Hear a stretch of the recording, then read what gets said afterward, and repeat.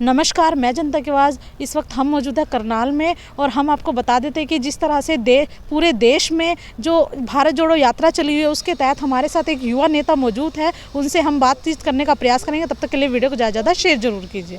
आज भारत जोड़ो यात्रा को लेकर, उस मुहिम को लेकर जिस प्रकार श्रीमान राहुल गांधी जी ने लोगों के बीच में मिलने को लेकर और हमारे भारत के एक छोर से दूसरे छोर तक चलने का काम किया है, लोगों से जुड़ाव का काम किया है, मैं मानता हूँ एक बहुत ही सराहनीय कदम है। क्योंकि जिस प्रकार हम आंकते हैं कि एक संसद में बैठकर हम लोगों की भावनाओं को व्यक्त करने की कोशिश करते हैं, लेकिन उन भावनाओं को व्यक्तिगत रूप से समझना और लोगों की सच्ची भावनाओं को जानना, उसके लिए हमें लोगों के बीच में जाना पड़ता है। और वही रास्ता हमारे श्रीमान राहुल गांधी जी ने अपनाया और जिसको लेकर वो लोगों के बीच में गए और लोगों के विचार आप सभी जानते हैं, मीडिया क्षेत्र से आप लोग हैं, आप भली भांति जान रहे हैं कि किस प्रकार कितना प्यार और साथ और सहयोग श्रीमान राहुल गांधी जी और कांग्रेस परिवार को मिल रहा है। मैं मानता हूं कि जिस आवाज़ को वहाँ के लोग संसद तक नहीं पहुंचा रहे थे, उस आवाज़ को श्रीमान राहुल गांधी जी ने मिलकर आप लोगों के द्वारा पूरे भारतवर्ष तक पहुंचाने का काम किया है।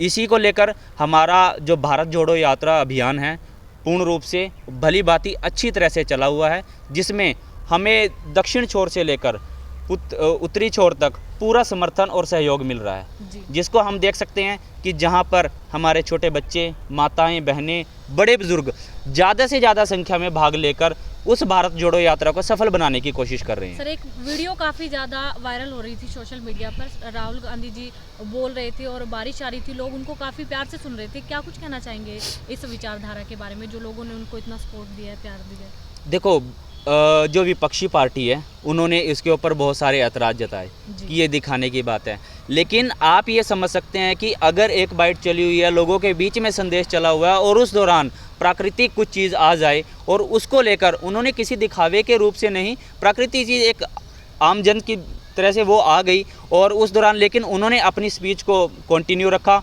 और उससे ज़्यादा प्यार वो देखिए कि लोगों ने वहाँ बैठकर सुना। एक व्यक्ति अपना संदेश दे रहा है, लेकिन उससे ज़्यादा इम्पोर्टेंस क्या है कि वो लोग जो बारिश में भीग रहे हैं वो सुन रहे हैं उनको। दैट मीन्स कि हम पॉजिटिव हैं और पॉजिटिव की ओर चलते जा रहे हैं, सकारात्मक की ओर हमारा कदम है। सर, एक और चीज़ हम आपसे पूछना चाहेंगे। जिस दौरान ये आंदोलन स्टार्ट किया गया था, यात्रा स्टार्ट की गई थी, काफ़ी कठिनाइयाँ तो आती हैं, लेकिन काफ़ी ऐसी गुटनीति देखने को मिलती है कांग्रेस के अंदर कि कोई नेता कहीं और प्रदर्शन कर रहा है, कोई कहीं कर रहा है, तो एकता क्यों नहीं है कांग्रेस के अंदर अब?